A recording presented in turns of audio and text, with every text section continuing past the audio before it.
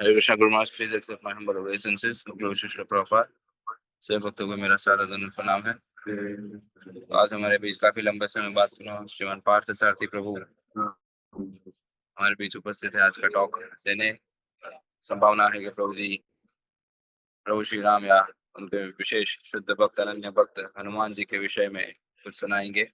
पिछले दिनों में हनुमान जयंती का महोत्सव भी आ रहा है। आप सभी से अनुरोध है कि अपने नाम सबको विराम देकर ध्यान पूर्वक आज का टॉक श्रवण करें।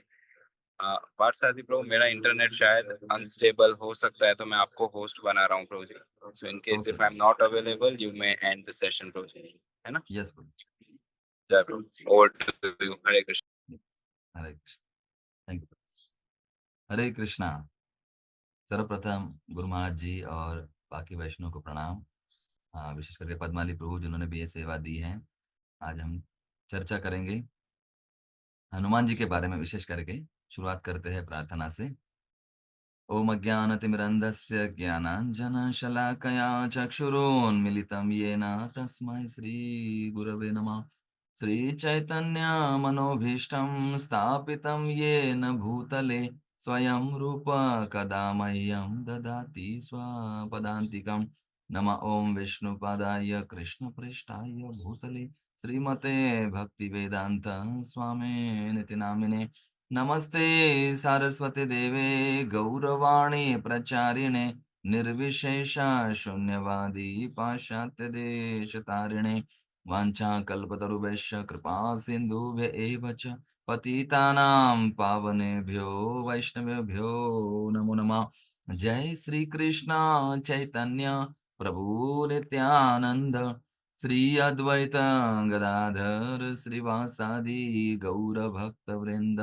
हरे कृष्णा कृष्णा कृष्णा हरे हरे हरे राम राम राम हरे हरे। हरे कृष्णा।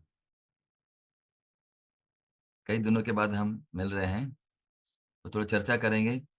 आज का दिन बड़ा विशेष है, तो एक स्लाइड शो के द्वारा हम चर्चा करेंगे हनुमान जी के बारे में। लेकिन आज का जो दिन है बड़ा विशेष है। कैसे? तो आज बड़े-बड़े जो महत्वपूर्ण हमारे आचार्य हैं, उनका आविर्भाव दिन भी है। देखिए, श्री श्यामानंद पंडित, इनका आविर्भाव दिन है। श्री वंशीधर ठाकुर, इनका भी आविर्भाव दिन है। और विशेष करके श्री कृष्ण वसंत रास, जो पश्चिम बंगाल में बड़ी मात्रा में मनाया जाता है, ये रास यात्रा भगवान कृष्ण का, ये भी आज के दिन है, पूर्णिमा है। और श्री बलराम रास यात्रा, विशेष करके बलराम जी की भी रास यात्रा होती है, वो भी आज के दिन भगवान करते हैं। पूर्णिमा है आज। और विशेष करके हम वैष्णव के लिए बड़े वैष्णव, बड़े सेवक हैं हनुमान जी, तो उनका भी आज जन्मोत्सव है, जिसे हनुमान जयंती के नाम से कहा जाता है, माना जाता है। और आप लोग भी सुने होंगे, अभी सुनेंगे हनुमान जी के गीत, राम जी के गीत। आज के दिन अलग-अलग हनुमान मंदिर में बड़ा उत्सव मनाया जाएगा। तो क्योंकि हम कई दिनों से भगवान श्री राम जी के बारे में हम जान रहे हैं, चर्चा कर रहे हैं, किस प्रकार से राम लीलाएँ हुई है। तो संक्षिप्त में कुछ स्लाइड्स यहाँ पर हैं। भगवान श्री राम, और जब जब भी हम लोग राम जी का नाम कहते हैं, जय श्री राम, जय श्री राम, जय श्री राम, सब लोग जोर से बोलिए। आपको म्यूट किया है, फिर भी राम जी का आवाज़ आना चाहिए, गूंज होनी चाहिए।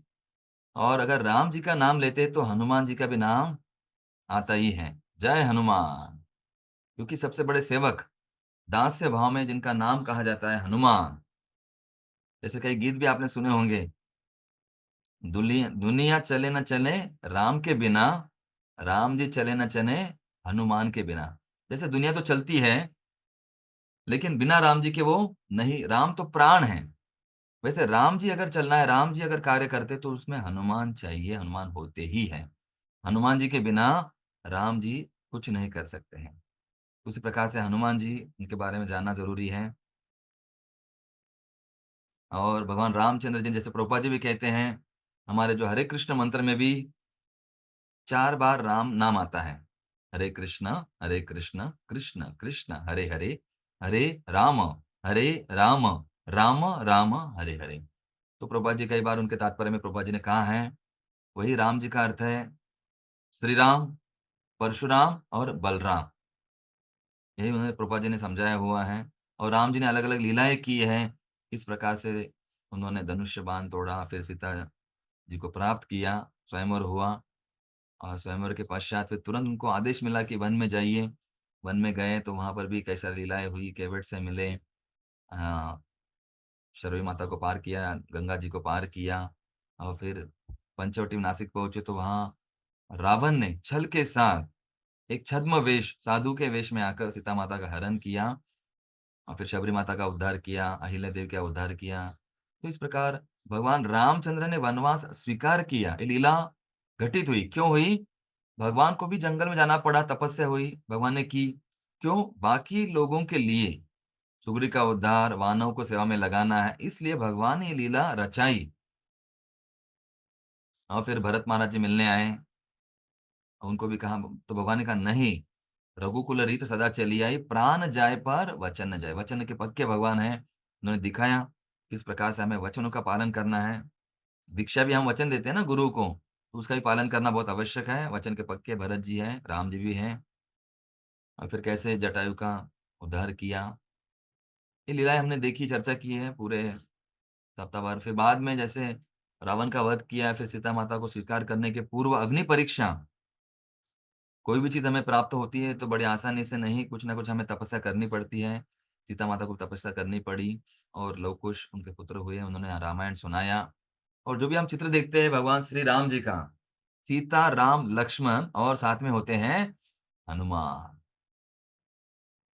जैसे कहा जाता है, राधा के बिना श्याम है आधा, तो वैसे हनुमान के बिना है राम है आधे। तो हम ऐसे कह सकते हैं। तो हनुमान जी हर चित्र में होते ही हैं, हनुमान जी के बिना कोई कार्य पूर्ण होता नहीं है श्री राम जी का। और जब सीता माता की खोज की तो हनुमान जी की आवश्यकता पड़ी, उन्होंने बड़ा योगदान किया। बड़े सेवक हैं हनुमान जी, उनको हम प्रार्थना करेंगे इस श्लोक के द्वारा एक बार मेरे साथ ही दोहरा सकते हैं आप लोग। हनुमान जी को विशेष प्रार्थना है। मनोजवं मारुततुल्यवेगं जितेन्द्रियं बुद्धिमतां वरिष्ठं वातात्मजं वानरयूथमुख्यं श्रीरामदूतं शरणं प्रपद्ये। मैं उस हनुमान जी की शरण में आता हूँ जो मन की गति से भी तेज है, इंद्रियों पर विजय प्राप्त करने वाले, बुद्धिमानों में श्रेष्ठ, पवन पुत्र, वानरों के नेता और श्री राम के दूत हैं। सियावर रामचंद्र की जय, पवन पुत्र हनुमान की जय। इस प्रकार हनुमान जी को प्रणाम करके हम शुरुआत करते हैं और विशेष करके उनकी रुचि भी कीर्तन में होती है। यत्र यत्र रघुनाथ कीर्तन तत्र कृतमस्तकांजलि बाष्पवारि परिपूर्ण लोचनम मारुतिम नमत राक्षसांतका। जहां जहां भी श्री राम जी की कीर्ति का गान होता है, वहां वहां भगवान हनुमान के हाथों को जोड़कर खड़े रहते हैं। वहाँ हनुमान जी खड़े होते हैं, हाथों को जोड़कर, एक दास्य भाव में, नम्रता की भावना से। उनकी आँखों आँखों में प्रेम के आँसुओं से पूरी भरी होती है उनकी आँखें। मैं उस राक्षसों का नाश करने वाले हनुमान जी को नमस्कार करता हूँ, जो मारुति नाम से भी जाने जाते हैं। तो हनुमान जी के कई नाम हैं, केसरी नंदन, अंजनेय, वायुपुत्र, रामदास, रामदूत, हनुमान, बजरंगबली। तो ऐसे नाम उनको अलग-अलग लीला के कारण उनके कई सारे नाम आते हैं। इस एक ही चित्र में सब कुछ लीलाएँ बताई गई हैं। तो जब हनुमान जी का जन्म हुआ, केसरी नंदन, केसरी के पुत्र हैं और अंजना माता उनके द्वारा उनका जन्म हुआ और वायुपुत्र भी उनको कहा जाता है, विशेष शक्ति उनमें है। वायु जी के वायु देवता के अंश है, माना जाता है उनको, वायुपुत्र भी कहा जाता है। और ख़ास करके जब हनुमान जी का जन्म हुआ तो बचपन से ही बड़े नटखट थे, बड़े शरारती थे और बड़े शक्तिशाली थे हनुमान जी, साधारण नहीं थे। जब उनका जन्म हुआ तो जैसे बालक को हम देखते हैं कि भूख लगती है, बालक रोता है माता के बारे में, माता का स्तनपान करना चाहता है, भूख लगती है तो। तो जैसे हनुमान जी बचपन में हुआ और थोड़ा-सा कुछ समय के पश्चात जब थोड़े बड़े हो गए तो थोड़ा रो रहे थे भूख के लिए। लेकिन माता को थोड़ा देरी हो गई, तो उनको भूख लगी थी, उन्होंने फिर क्या उन्होंने देखा कुछ भूख लगी, कुछ खाना चाहिए, तो आस-पास जो भी दिखता है छोटा बालक, मुँह में डालता है। तो उन्होंने हनुमान जी ने देखा सामने कोई फल है, कौन-सा फल है जैसे पीछे आप देख रहे हैं बड़ा आम के जैसे, उनको लगा ये अच्छा आम है, पका हुआ आम है, सूरज। जब सुबह-सुबह उन्होंने देखा कि सूरज उग रहा था और उनको लगा आम है, तो हनुमान जी ने खुद ही लगाई और आम को पकड़ने के लिए। अब वायुपुत्र थे, तो उनको शक्ति प्राप्त थी, तो हनुमान जी चले गए और जब उन्होंने बहुत ज़ोर से लगे सूरज की ओर छलांग लगाई और बाद में सूरज को निगल लिया, खा लिया, आम समझकर। जैसे ना पीला कलर का आम, केसरी आम है, अभी तो आम का मौसम ही है। जैसे हमें आम रस में रुचि होती है, नाम रस में नहीं। तो नाम रस में रुचि होनी चाहिए, विशेष करके। तो यहाँ हनुमान जी ने कुछ दिन लगाई, आम को खा लिया, सूरज को जब निगल लिया, तो बाकी देवता देखने लगे अंधेरा हो गया है, कैसे क्या होगा? तो बाद में फिर इंद्रदेव, सब इंद्रदेव के पास गए, त्राहिमाम बचाइए, आप बड़े देवता हैं, हमारे प्रमुख हैं। तो इंद्र जी को लगा कौन है ये? किसी ने सूरज को निगल लिया, ये साधारण बालक नहीं है, कोई बहरूपिया है, कोई राक्षस है, जो देवता के ऊपर आक्रमण करना चाहता है। तो इंद्र ने ज़्यादा कुछ सोचा नहीं और कई बार हम देखते हैं कैसा लीलाओं में इंद्र देवता ऐसी कुछ गलतियाँ करते हैं, हमें सिखाने के लिए। कि हमें भी जो अगर हम कुछ पद पर हैं, कई व्यवस्था पर हैं या फिर हमें कुछ प्राप्त है प्रमुख सेवाएँ, तो उसमें गलती ना करनी चाहिए, यही हमें इंद्र सिखाते हैं। और इंद्र जी ने फिर क्या किया, इंद्र देवता ने कुछ बिना कुछ सोचे हुए, ज़्यादा सोचा नहीं, अपने वज्र का प्रहार किया हनुमान के ऊपर और हनुमान को वज्र लग गया यहाँ पर। हनुवटी है ना जैसे, चिन्ह, चिन्ह के ऊपर लग गया वज्र और उन्होंने फिर नीचे गिर गया और गिरते समय सूरज को छोड़ दिया और जैसे सूरज वापस आ गया उनके मुख से और सूरज देवता बाकी उस जगह पर प्रकाश हुआ, सब देवताएँ बच गए। लेकिन हनुमान जी को जो वज्र लगा तो हनुमान जी नीचे गिर गए, बेसुध हो गए ज़मीन पर। ये देखकर उनके पिता कृष्णनंद बड़े क्रोधित हुए और फिर वायु देवता क्रोधित हुए कि छोटे से बालक के ऊपर आपने वज्र का प्रहार किया है, ये अच्छी बात नहीं है। तो वायु देवता ने क्या किया, सब कुछ वायु को रोक दिया। सबकी साँसें मैं रोक देता हूँ, सबके और वायु देवता ने सब वायु सब अपने आप को ले लिया, रोक दिया। बाकी देवता का दम घुटने के कारण कई सारे लोग मरने लगे, प्राणी, पशु-पक्षी, हाहाकार हुआ सब जगह पर और सब इंद्र के पास गए, बचाओ, ऐसे आपने क्यों किया? देखिए कठिनाई, एक कठिनाई के बाद दूसरी कठिनाई आती है, तो पहले सूरज प्रकट नहीं फिर चले गए थे, उनको निगल लिया गया, अभी वायु कम हो गए। उन्होंने कहा कि किसने वायु को रोका है? फिर इंद्र जी ने कहा कि क्या हुआ? तो उन्होंने कहा कि आपने छोटे बालक मेरे पुत्र के ऊपर क्यों आक्रमण किया? वो भी वज्र से। छोटे से बालक के ऊपर वज्र का प्रहार करना अच्छी बात नहीं है। तो उनको समझाया, फिर उन्होंने कहा ठीक है, हम जानते हैं ये साधारण बालक नहीं है। तो उनका फिर नाम पड़ा वज्र अंगी। फिर इंद्र जी ने आशीर्वाद दिया कि ये बालक तुम्हें वज्र लगा है, लेकिन तुम्हारा अंग जो है वज्र के समान होगा। किसी वज्र का भी प्रहार तुम्हारे ऊपर कभी इसके आगे नहीं होगा, ऐसे आशीर्वाद दिया।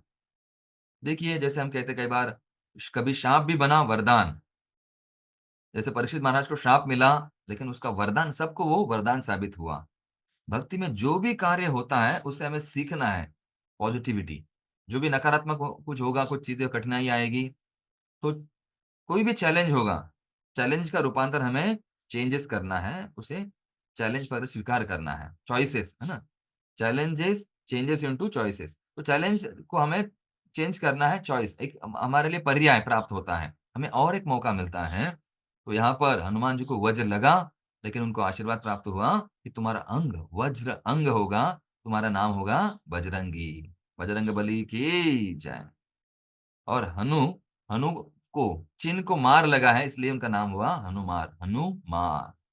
जय हनुमान, जय श्री राम। इस प्रकार के उनके अलग-अलग नाम हैं। वैसे हनुमान जी बड़े हो गए। हम देखते हैं कि वानर, वानर का होता है वानर, विशेष प्रकार के नर, साधारण नर नहीं है और ये वन में रहने वाले नर, ऐसे वानर कहा जाता है।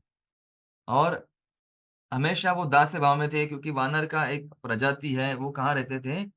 किम करो जैसे किम पुरुष वर्ष, जम्बूद्वीप में जैसे हम सुनते हैं जम्बूद्वीपे भारत खंडे मेरुभी, तो जम्बूद्वीप में 9 वर्ष हैं।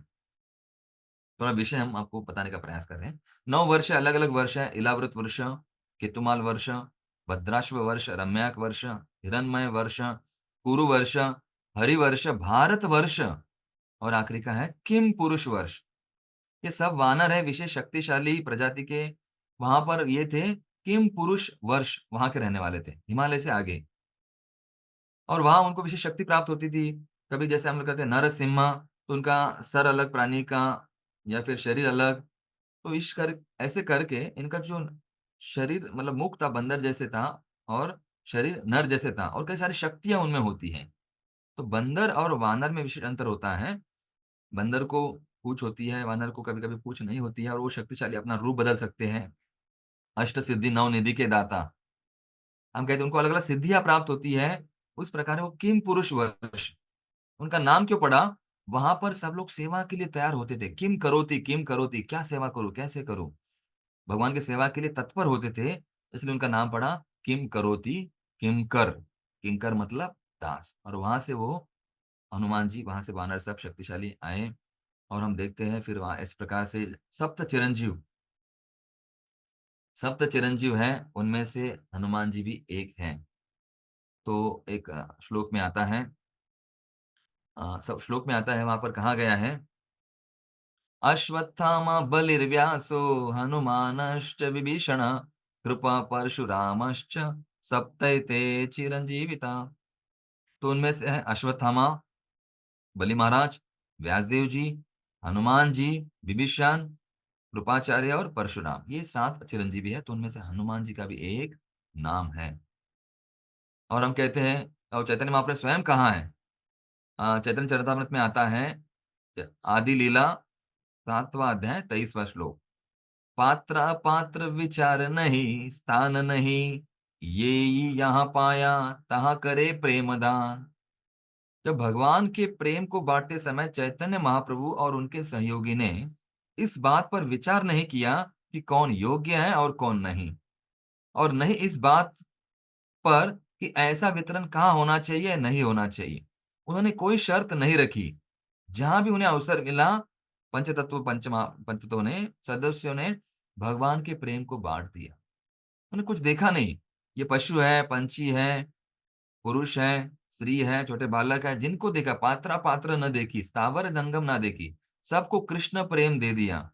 और हम देखते हैं कि भक्ति में हर कोई भक्ति में सहयोग दे सकता है, सेवा कर सकता है। किस रूप में है, कोई कास्ट, क्रीड, कलर, जाति पाति, रंग भेद वर्ण हम कभी देखते नहीं है, कौन से देश का है। जैसे जटायु है, वानर है, गरुड़ है, गजेंद्र है, गिलहरी है, काक भूषणी है, कौवा है, जामवान भालू है, अनंत शेष एक सांप है, कालिया भी सांप है, मोर, गाय, नंदी, कोई प्राणी, पशु, पक्षी, हर कोई व्यक्ति भगवान की सेवा कर सकता है। वानर है, बंदर है, तो भगवान ने सबको सेवा में लगाया। ये हमें सीखना चाहिए। देखिए, अगर थोड़ा-सा विषय अलग है, लेकिन अगर हम देखते हैं, अगर पत्थर भी है, तो वो काम में आता है। नारियल फोड़ने के लिए या आम को तोड़ने के लिए या कुछ चीज़ें है ना, कील लगाने के लिए, हर कोई वस्तु, व्यक्ति का हम लोग उपयोग कर सकते हैं। सर्वे विधि निषेधस्य एता एव किंकर येन केन प्रकारेण मन कृष्ण निवेशे। तो हमारा मन भक्ति में लगना चाहिए, जप में लगना चाहिए, सेवा में लगना चाहिए, श्रवण में लगना चाहिए। यही उद्देश्य होता है। और भगवान ने क्या किया? भगवान रामचंद्र जी ने दिखाया कि यह ज़ीरो बजट आर्मी, भगवान की सेना वानरों को सेवा में लगाया, जिनके लिए देखिए कुछ ज़रूरत नहीं, जैसे आर्मी के लिए लगता है, खाना लगता है, भोजन, रहने की व्यवस्था, कपड़े, कितनी सारी चीज़ें हैं ना, अलग-अलग विमान, शस्त्र, अस्त्र। लेकिन भगवान ने सिखाया है, ये ना कि मतलब भगवान ने कहा जो भी चीज़ें हैं, युक्त वैराग्य, हर कोई चीज़ सेवा में लगाओ, सेवा में एंगेज करो। तो भगवान ने वानरों को सेवा में लगाया, जिसे कई सारे हमारे वैष्णव कहते हैं ज़ीरो बजट आर्मी। देखिए, खाना खाने के लिए अलग पाकशाला, किचन की व्यवस्था नहीं है, पकवान की व्यवस्था नहीं है। क्या है, केवल उन्होंने देखो फल-फूल खाते हैं, कंद-मूल खाते हैं। इस प्रकार से हमें समझना बहुत आवश्यक है। तो यहाँ पर आचार्य भी कहते हैं कि देखिए उनको कपड़े वस्त्र की व्यवस्था आवश्यकता नहीं है। क्यों? बंधन उनके बाल ही शरीर के वस्त्र के रूप में है। शस्त्र की आवश्यकता नहीं। उन्होंने रावण से लड़ाई कैसे की? कैसे लड़ाई की? कई बार अपने दाँतों से, नाखून से और कई बार तो पत्थर से या फिर पेड़ की टहनियों से लड़ाई की। कितना आसान, देखो शस्त्र आवश्यकता नहीं है। आजकल शस्त्र-अस्त्र कितना सारा मार्केट चल रहा है। तो हम देखते हैं कुछ शस्त्र-अस्त्र, रहने की व्यवस्था नहीं, प्रसाद कुछ व्यवस्था नहीं है। सब कुछ फल-फूल खा लो और कहाँ रहो, रहने की अलग व्यवस्था नहीं, बस पेड़ पे रहो। गुफाएँ हैं, कंदर है, किष्किंधा नगरी आपने देखी होगी। इस प्रकार से भगवान ने सिखाया है। कि लेस मैनेजमेंट टेक्निक भी सीखते हैं, कई सारी चीज़ें हैं, हमारा उद्देश्य वो नहीं है। तो हनुमान जी इस प्रकार से भगवान ने हनुमान जी एक वानर है, कई सारे जामवान भालू हैं, सबको सेवा में लगाया और ख़ास करके हनुमान जी की कई सारी लीलाएँ भी हैं। हनुमान जी जब बचपन में छोटे शरारती थे, उस समय कई सारे ऋषि-मुनि के आश्रम में जाते थे, वहाँ पर वो फल-फूल खाते थे, आश्रम को तहस-नहस करते थे, दूसरे वानरों के साथ। तो फिर एक बार एक ऋषि के आश्रम में उन्होंने ऐसे कुछ मस्ती की, कई सारी चीज़ें तोड़ दी, ऋषि-मुनि नाराज़ हो गए। हम देखते हैं थोड़ा क्रोधित हो जाते हैं। उन्होंने तुरंत श्राप दे दिया, हनुमान जी तुम्हारी शक्ति तुम खो दोगे।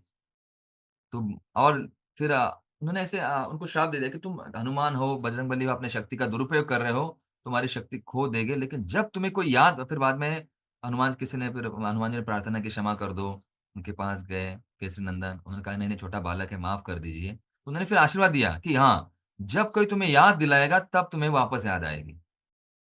और उनको कहा गया कि मैं कैसे सेवा करूँगा, आगे कैसे बढ़ूँगा? तो तुम्हें राम जी की सेवा करनी है, राम जी के बड़े सेवक तुम कहलाओगे।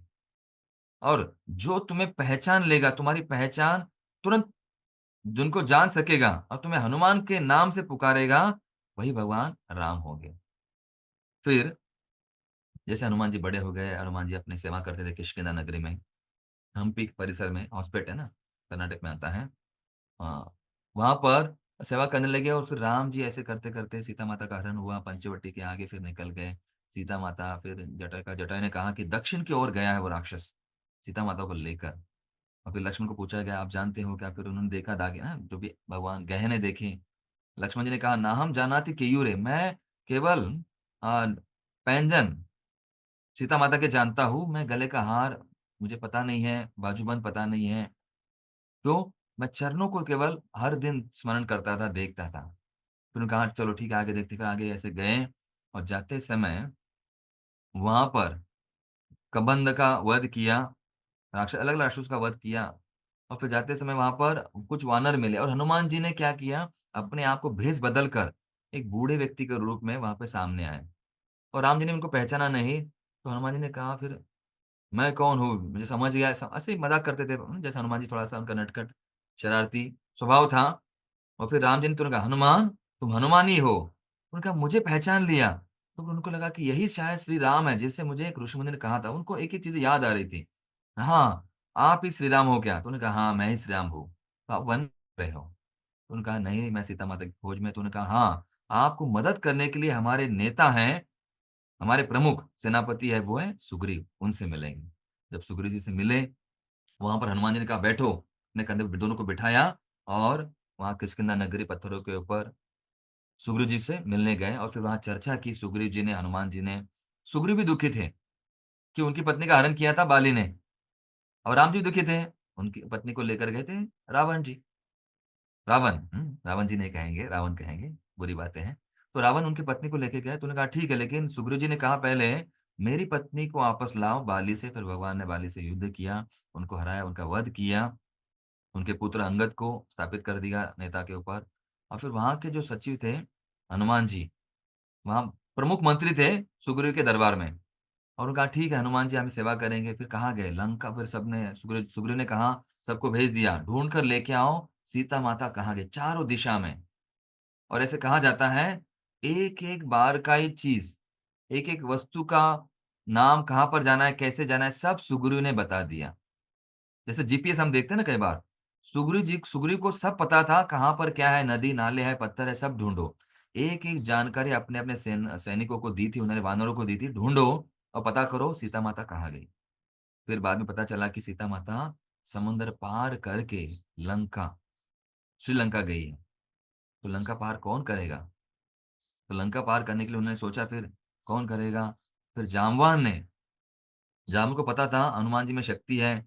अंगद जी ने कहा देखिए कुछ ऐसे श्लोक हैं, चौपाइयाँ अलग-अलग हैं, उसमें वर्णन सब कुछ किया गया है कि कौन जाएगा वहाँ पर और कौन लंका जाकर समुद्र को कौन लांघेगा 100 योजन।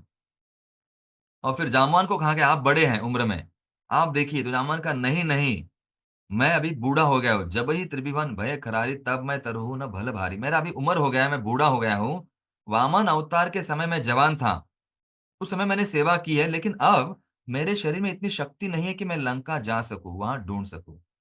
इसके बाद उन्होंने कहा, अंगद, बाली के पुत्र, तरुण है, युवा है, अंगद पार कर सकते होगा? अंगद ने कहा, अंगद ने खुद अपनी शक्ति पर शंका करते हुए, उनको पता चला था हमें अपनी शक्ति पता होनी चाहिए कितनी हमें शक्ति है। अंगद ने सोचा, जाना, कहा कि मैं लंका जा सकता हूं लेकिन वापस नहीं आ सकूंगा, इस पर मुझे संदेह है। फिर बाद में अंगद के मना करने के बाद जामवन ने फिर हनुमान जी की ओर उंगली की। हनुमान जी, आप में वो शक्ति है, आप नटखट हो। और फिर राम जी ने भी कहा, हाँ ये हनुमान जी नटखट है, शरारती है, विचित्र है, थोड़ा सा बातें अलग अलग करता है, बड़ा बुद्धिमान भी है, लेकिन तो ये काम कार्य कर सकता है। फिर हनुमान जी ने, मतलब जामवंत ने हनुमान जी को कहा, हनुमान, हे बलवान, सुनो, तुम चुप क्यों हो? तुम पवन पुत्र हो, बल में पवन के समान शक्ति तुम्हें है, विवेक तुम्हें है, विज्ञान की तुम खान हो। और ऐसा जब कहा तो हनुमान जी को पता चला, हाँ, अपनी शक्ति को जान पाए। और ऐसे उन्होंने कहा कि इस संसार में कौन सा काम है जो तुम नहीं कर सकते हो, और राम काज के लिए विश्राम तुम्हें नहीं है, तुम कार्य कर सकते हो, तुम्हारा अवतार ही इसलिए हुआ है। तो ये बात सुनते ही हनुमान जी को अपने आप याद आ गया।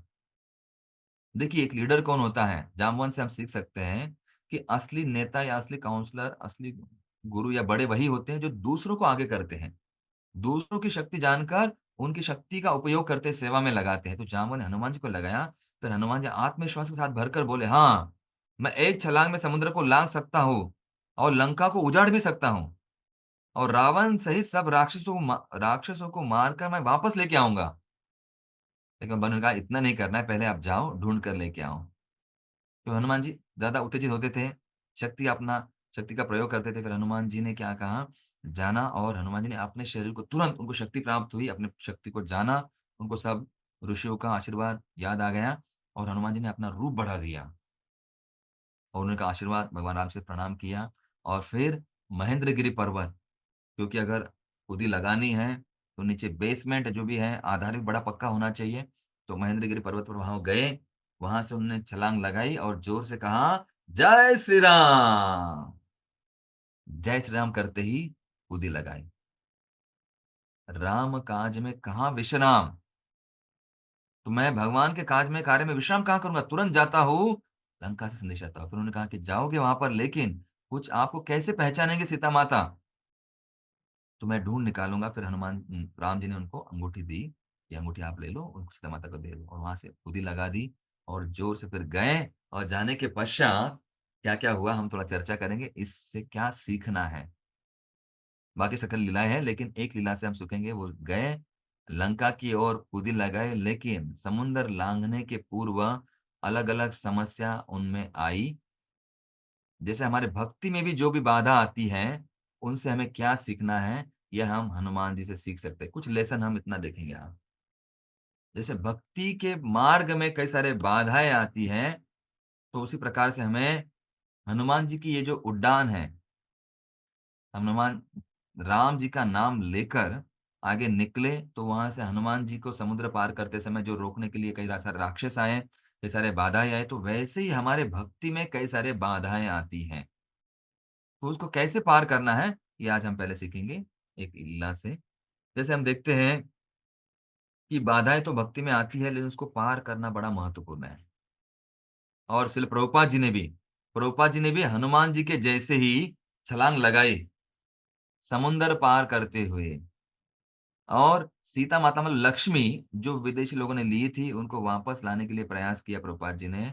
और हनुमान जी के जैसे कार्य प्रभुपाद जी ने किया, समुंदर पार किया। कितने सारे बाधाएं प्रभुपाद जी को आई, 3 हार्ट अटैक आए, समस्याएं आई, लोग स्वीकार नहीं कर रहे थे, वहां जाकर भी समस्या आई। लेकिन उनके पास क्या था, नाम था, हरे कृष्णा कृष्ण कृष्ण हरे हरे, हरे राम राम राम हरे।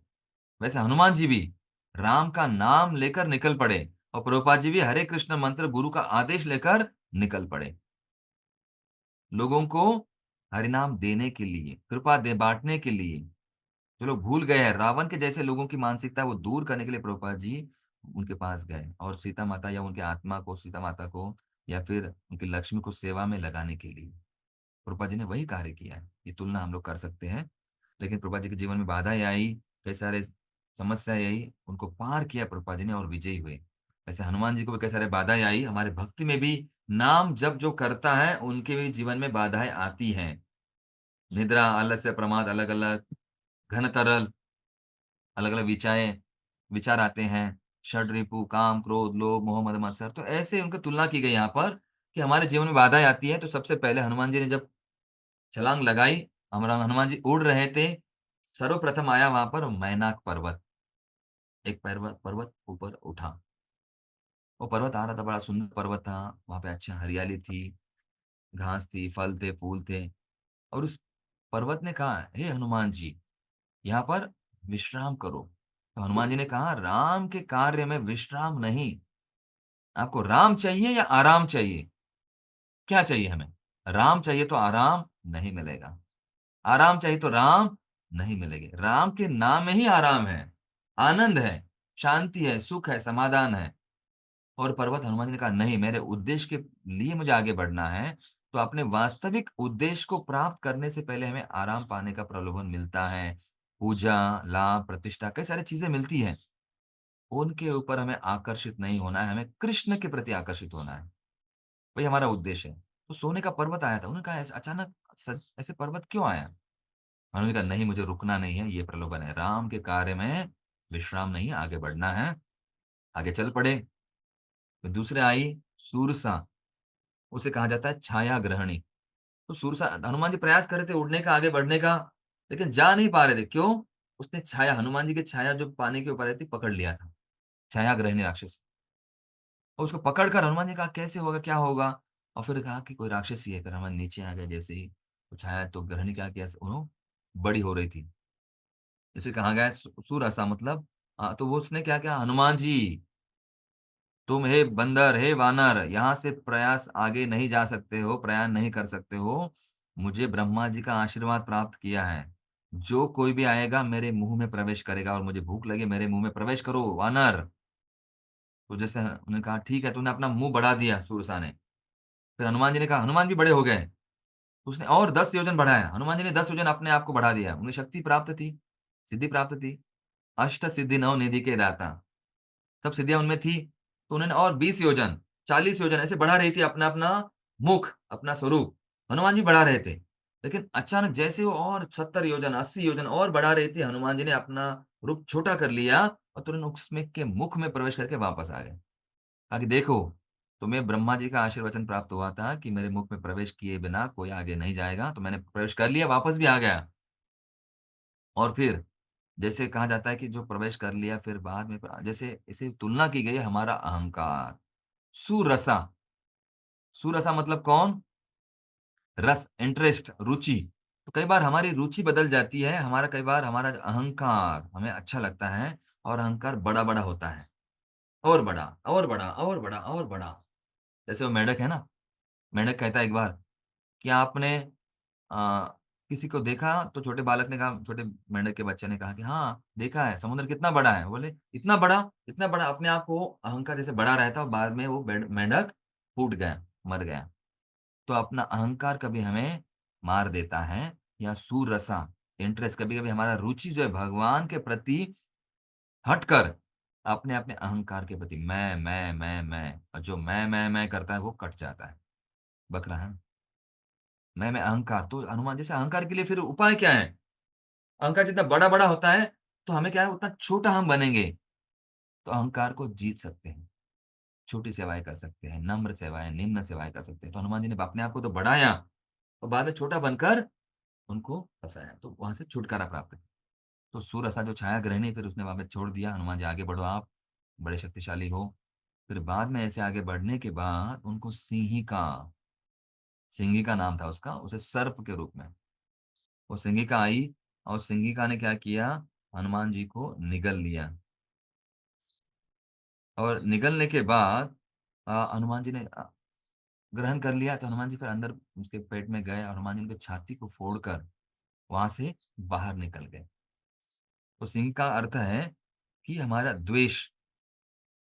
जैसे कई बार देखिए, ऊंचे पद पर बैठे लोगों का ईर्ष्या करना, ईर्ष्या, द्वेष, कहीं हम प्रयास करते हैं तो ईर्ष्या क्या करती है, हमें निगल लेती है। हमारे मन की ईर्ष्या मन में होती है, हमारे हृदय में होती है।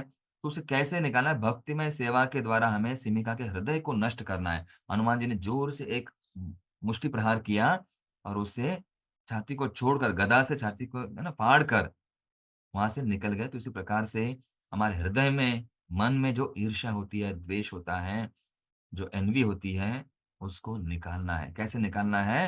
हृदय को तोड़कर, मन की जो विचार है, काम जो बाकी चीजें, उनको फाड़ कर हमें सेवा के द्वारा, भक्तों का गुणगान के द्वारा उसे नष्ट करना है, हृदय से पूरा निकालना है।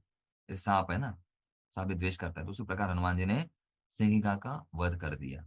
फिर और आगे निकल गए और लंका में पहुंच गए। शाम को जब लंका में पहुंचे, लंका बड़ी सोने की थी, बड़ी सुंदर थी, और वहां पर उन्होंने प्रवेश किया। एक दीवार से छलांग लगाकर नीचे कूदे, और कूदने के बाद वहां लंकिनी नाम की राक्षसी मिली। तो उन्होंने कहा छोटा सा बालक, उसके अलावा कोई बिल्ली आई, छोटा सा ये वानर है या बिल्ली है, वो कूदी है। उन्होंने कहा ए, यहाँ पर क्यों आए रहा, तुम कोई बहुरूपी लगते हो। और उस लंकिनी ने क्या कहा? तुम चोर हो।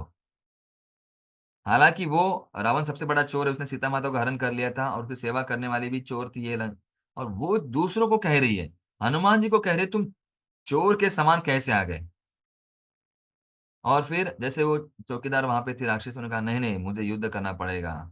और फिर बाद में उन्होंने हनुमान जी से युद्ध करना शुरू कर दिया। हनुमान जी ने युद्ध किया और जोर से अपने मुष्टि के साथ उसके सर पर प्रहार कर दिया, वहीं पर उसे परास्त कर दिया। और उस लंकिनी को पता था, बड़ी रावण की बच्ची सेविका थी, उनको पता था, उन्होंने सुना था कि जब भी कोई वानर आएगा तुम्हें परास्त करेगा, तो समझ लेना लंका का नाश होगा। तो वही लंकिनी को समझ गया कि ये कोई साधारण व्यक्ति नहीं, अच्छा वानर है, वही जो भविष्यवाणी है वो सच में होगी। और फिर उन्होंने, लंकिनी ने कहा जाओ तुम, और फिर वहां हार गई और हनुमान जी आगे बढ़ गए। तो लंकिनी मतलब क्या है? उसे कहेंगे फाल्स प्रोपेगेंडा। या कहीं बाहर के लोग क्या कहते हैं, बाहर के जो कर्मी लोग होते हैं, अभक्त होते हैं, वो भक्तों को कहते हैं तुम कोई कार्य नहीं करते हो, भक्तों को ऊपर दोषारोपण करते हैं, भक्तों के ऊपर लांछन लगाते हैं।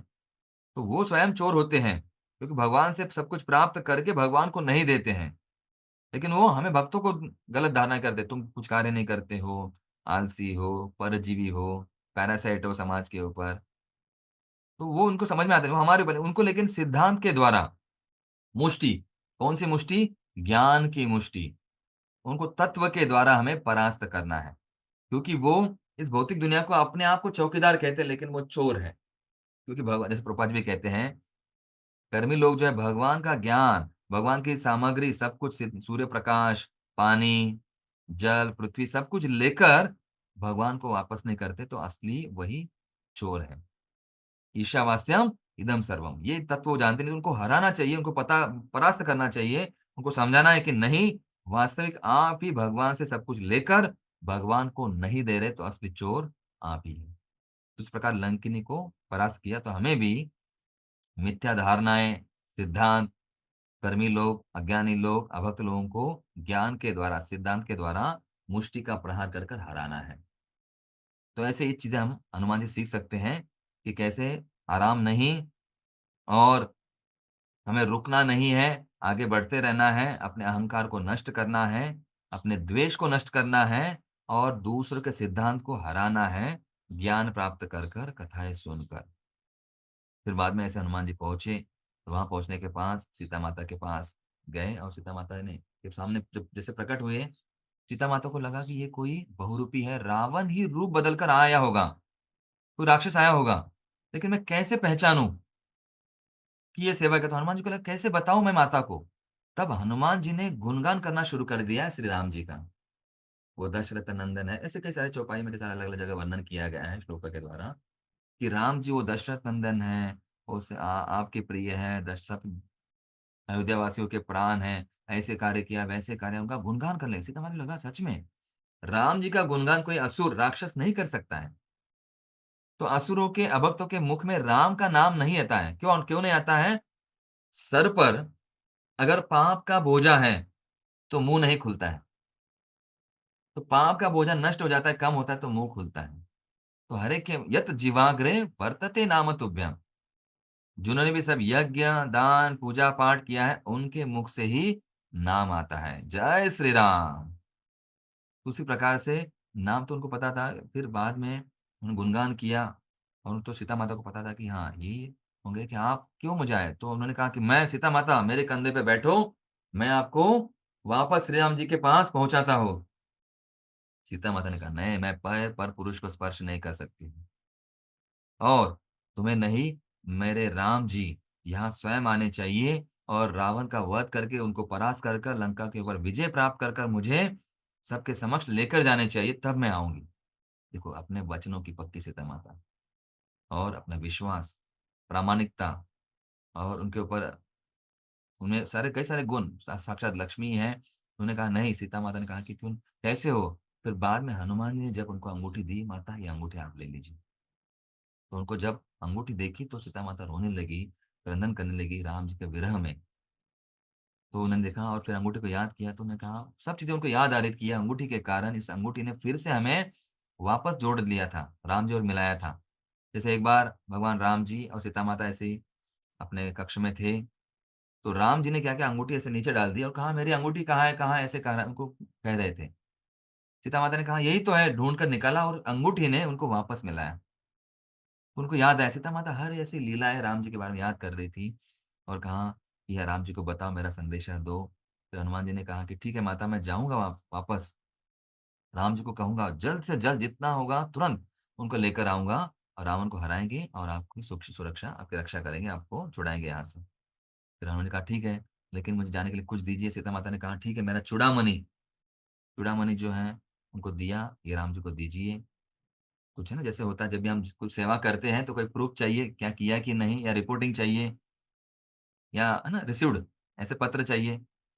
उसी प्रकार से उन्होंने लेकर गए और जाते समय कहा कि थोड़ा-सा मैं सेवा करके फल-फूल खाता हूँ। हनुमान जी का स्वभाव है, फिर हनुमान जी ने वहाँ तहस-नहस लंका को कर दिया, फल-फूल खाए, पेड़ गिरा दिए। ऐसे करते-करते फिर रावण के राक्षस आए, उन्होंने कहा कि ऐसे कैसे वीर, ये कौन है वानर और ये वानर क्या कार्य कर रहा है? तो उन्होंने पकड़ लिया हनुमान जी को और पकड़ लिया, तो फिर किसी ने कहा कि इनको मार देते हैं, मार डालो। तो विभीषण ने रावण को कहा, नहीं, एक वानर है, प्राणी है, ये कोई शत्रु नहीं है, इनको हमें नहीं मारना चाहिए। उनको पता था ये रामदूत है। उन्होंने कहा मार नहीं मारना चाहिए तो क्या करना है? उनकी पूँछ जलाना मतलब मारने के बराबर है। उन्होंने कहा ठीक है, इनकी पूँछ जला दो। फिर हनुमान जी ने कहा पूल को मेरी पूँछ को रॉकेल या ऐसे कुछ चीज़ें मत डालो, घी डालो और पूँछ को बढ़ाया। ऐसे करते-करते पूरा लंका का घी उन्होंने समाप्त कर दिया। उनका बड़ा नुकसान किया। पहले फल-फूल, पेड़-पौधे नष्ट किए और वहाँ का सब घी खत्म कर दिया। उन्होंने पूँछ को जला दिया। हनुमान ने फिर जाते समय क्या किया, हर जगह लंका को जला दिया और उन्हें तब बताया, "हे रावण, एक छोटे से राम जी के सेवक में वानर में इतनी शक्ति है, हमारे पास तो वानर सेना है। तुम्हारा क्या हाल करेगी? अभी सुधर जाओ, समझ लो।" लेकिन रावण ने, "नहीं, तुम्हारा वध करता हूँ।" उनके पीछे लग गए। हनुमान ने फिर ऐसे कुल्ली लगाई और रावण को परास्त वहाँ पे किया। सब राक्षसों का, कई सारे हज़ारों राक्षसों का वध किया। बाद में अपनी पूँछ को मिटाकर वापस वहाँ से छलांग लगाई, "जय श्री राम!" और पहुँच गए राम जी के पास। और राम जी के समक्ष पहुँचे, तो राम जी ने कहा, "गए आप?" तो उन्होंने कहा, "ये चूड़ामणि।" और फिर राम जी को याद आई सीता माता की और वो स्मरण करते थे और हनुमान जी आपने तो बहुत बड़ा कार्य किया है, मैं आपको क्या दूँ? अब मैं अयोध्या में होता तो आपको राजपाट, आभूषण, कई सारी चीज़ें देता आपको मैं। अभी मैं यहाँ पे हूँ, मेरे पास कुछ नहीं है। तो उन्होंने कहा, "क्या दूँ मैं?" तो राम जी ने सोचा आलिंगन देते हैं।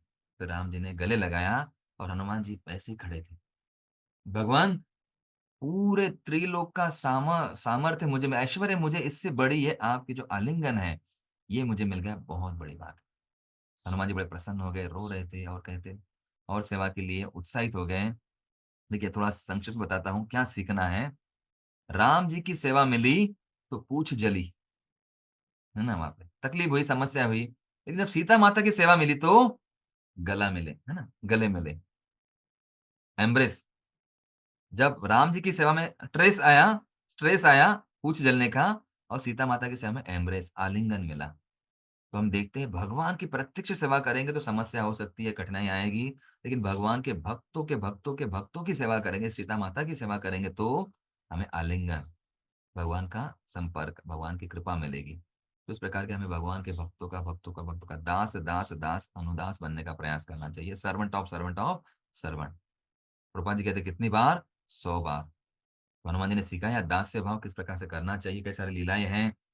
हनुमान जी की अलग-अलग मधुर-मधुर लीलाएँ हैं, फिर कभी हम चर्चा करेंगे। क्योंकि हनुमान ने सिखाया है दास्य भाव कैसे दास बनकर भी सेवा कर सकते हैं, अपने बुद्धि का प्रयोग, अपने ज्ञान का प्रयोग, हर कोई वस्तु का प्रयोग हनुमान जी ने सिखाया और नाम का प्रभाव। कैसे हुआ है सब? जय श्री राम।